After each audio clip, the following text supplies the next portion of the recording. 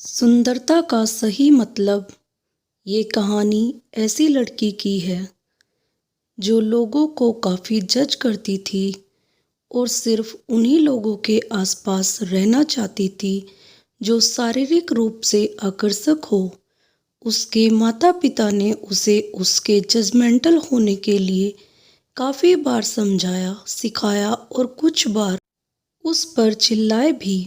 फिर भी वह बच्चों, जवान, यहाँ तक कि वयस्कों को भी जज करती। एक बार नौकरी कर रहे उसके माता पिता का ट्रांसफ़र दूसरे शहर में हो गया।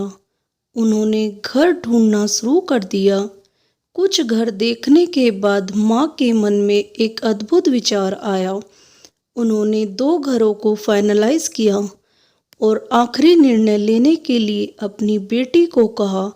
वे उसे एक के बाद एक दोनों घरों को देखने के लिए लेकर गए। एक घर को खूबसूरती से सजाया गया था और वह बाहर से आकर्षक और सुंदर दिखता था। दूसरा उतना अच्छा नहीं था और साधारण सफ़ेद पेंट और लकड़ी के गेट की संरचना के साथ साधारण दिखता था। हालांकि जब लड़की को बाहर से सुंदर दिख रहे घर के अंदर ले जाया गया तो माहौल बिल्कुल अलग था। बड़ा सुंदर घर अंदर से बर्बाद दिखता था। उसका कंस्ट्रक्शन काफ़ी पुराना लग रहा था। बदबूदार और अंधेरे कमरे, दीवारें क्षतिग्रस्त थी, छत टपक रही थी, शौचालय दागदार और गंदे थे और फर्श इधर उधर से टूटा हुआ था और प्राकृतिक प्रकाश का लगभग कोई स्रोत नहीं था। इसके अलावा घर में 4 कमरों में केवल एक शौचालय था। दीवार के अंदर कोई अलमारियां नहीं लगी थी। ड्राइंग रूम बहुत बड़ा था और कमरे छोटे थे। हवा के आउटलेट और खिड़कियां सीमित थी।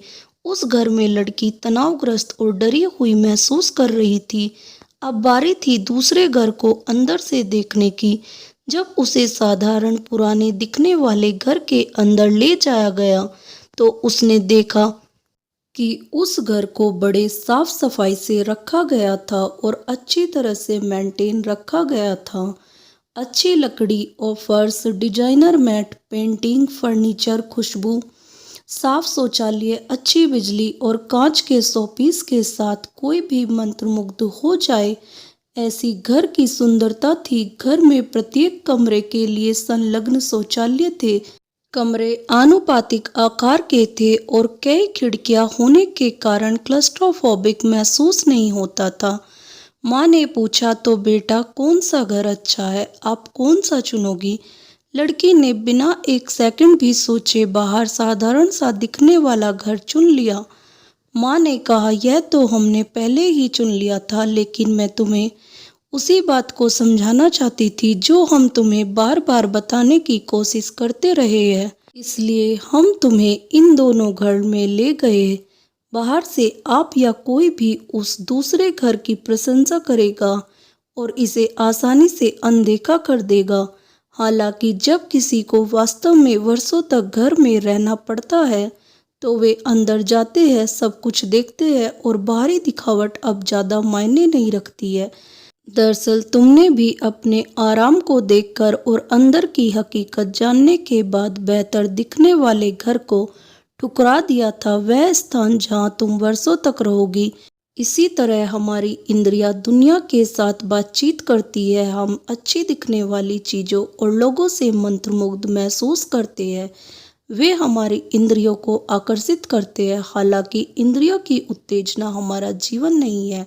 हमें सही विकल्प चुनने के लिए गहराई से देखना पड़ता है।